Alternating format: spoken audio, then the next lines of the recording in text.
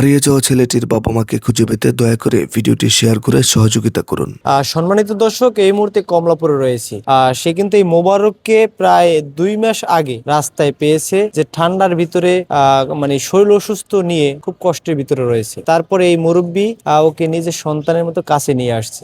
নিজে যে পানি বিক্রি করে 100-150 টাকা লাভ করে, ওই টাকাটা দিয়ে 3 বেলা দুজনে কষ্ট করে খাবার খেয়ে থাকেন। ওর পরিবার খুঁজে পেতে একটু সহযোগিতা করেন। কতদিন যাবত আপনি মোবারককে আপনার কাছে রেখেছেন? প্রায় 2 মাসের কাছাকাছি হবো আমার কাছে। তো আমি পানি বেচতে আছি, ও ক্ষুধার জন্য কাঁদতে আছে, তখন হইতে ওরে আমার সাথে রাখিয়া দিছি। এমনকি ওর মা বাপ যদি ওরে পায়, অনলাইনে যে কোনো লাইনে পায় কেউ সহযোগিতায়, এটাই আমি কামনা করে আপনাকে বলছি যে দাদা না ভাই, আপনি ওকে একটা লাইন করে দেন। যে বাচ্চারা নিয়ে আমি কিভাবে থাকবো, আমার স্টেশন থাকতে কষ্ট হয়। এই আপনাদের ডাইককে আমি বললাম যে একটা ভিডিও করে ছাইড়া দেন, যে বাচ্চাটার মা বাবা পাও। মোবারক, তুমি যে আসছো ঢাকায়, তারপরে তুমি এই যে মুরব্বির কাছে আসো, সে তোমাকে কেমন ভালোবাসছে এতদিন? ভালোই। তোমাকে 3 বেলা খাবার কে দিয়েছে?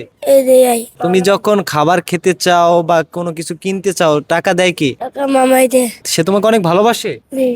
তুমি বলছিলে যে তোমার বাবা মার খোঁজ পেলে তুমি বাবা মার কাছে যাইবা। এখন যদি তোমার বাবা মা, তোমার চাচুরা কেউ আসে, যাবা? তেমন আমি যদি তার একটা বকা দিয়ে জিত করে তারা যদি মারতে চাই, তে যায় না কোনো দিকে, আবার ঘুরে ঘুরে আমার কাছে আসে। ওই তো আমার কান্দন হয়ে পড়ে তার কথা শুনলে, কয় আমি তোমার ছাড়া কই যাবো, আমি যাইতাম না। আমি মারলো অনেক সময় যায় না, একদিন আমি মাইরা দিছি জিত করে। এবার যদি মা বাপ পায়, ওর মা বাবা তো আমার এমন আছে, নামাজ পড়ে দোয়া করতে পারে যে আমার সন্তানের আল্লাহ যে পালছে যেন ভালো থাকে। তা মানুষের দোয়াই তো আমি ভালো হইতে পারি। এখন ওর পরিবারের কাছে যে ফিরে যেতে পারবে, একটা ব্যবস্থা হচ্ছে, এই জন্য আপনি অনেক খুশি কিনা? কিন্তু আর পুরো শরীরের ইন্টারেস্ট নিতে হবে যে হ্যাঁ আমার সন্তান, এরকম একটা প্রমাণ দিয়ে নেওয়া লাগবে। যে আয় করবো যে আমার সন্তান, এটা আমি তাকে দেবো না। তাকে আমার এই 2 মাসে আমার বছরের উপরে কষ্ট হয়ে গেছে।